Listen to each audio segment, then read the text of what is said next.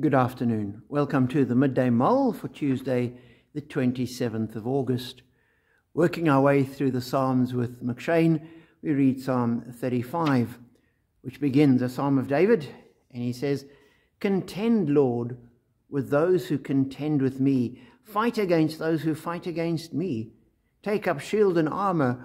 Arise and come to my aid." And then he goes through the psalm and he speaks about what people have done to him, and he's saying, God, bring it back on them. May their path be a path in darkness. May they experience what they've tried to do to me. And he ends the psalm, "May all who gloat over my distress be put to shame and confusion. May all who exalt themselves over me be clothed with shame and disgrace. But may those who delight in my vindication shout for joy and gladness.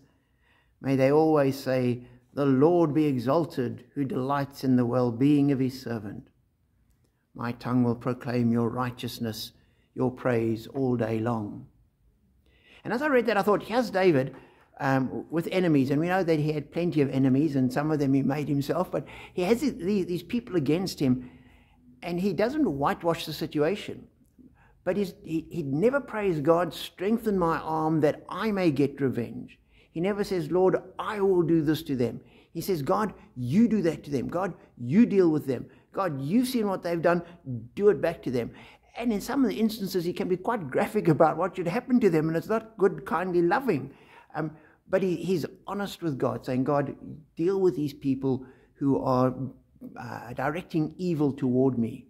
And as I read that, I thought, what a good position to adopt. That when people do things against us, and people will, and that's part of living in a world surrounded by people. People are sinful, we're fallen, and there will be people that oppose us and that will do wrong things and be often quite ugly. And we don't have to say, God, let me get revenge, because then we carry that burden, we carry that anger, that intention, and very often you can't get revenge. And so you end up with this weight upon you. But to do like David did and go to God and say, God, you deal with it. You take revenge. God, you've seen what they've done. Deal with them accordingly. So that we can let go of what people have done to us and leave it in God's hand.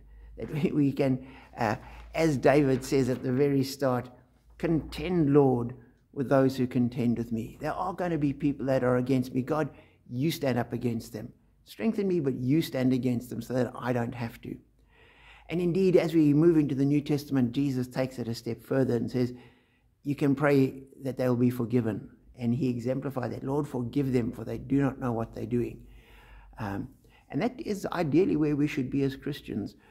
But what David does, and what asking for God to forgive them, it doesn't minimize what people have done. It doesn't minimize what we've been through. It doesn't say that the suffering and the anguish and the anger and the sometimes even the rage that we feel for what people have done, it doesn't say ignore it. It says recognize it, but move beyond. Leave it in God's hand, and indeed actually say, God, forgive them. Sort it out. We know that you are a God of justice. You will sort it out. I can leave it in your hands. And when we do that, we can sleep peacefully, and we can get on with our lives without this burden on our back. So be encouraged to hand things over to God and leave it in his hands. Be blessed.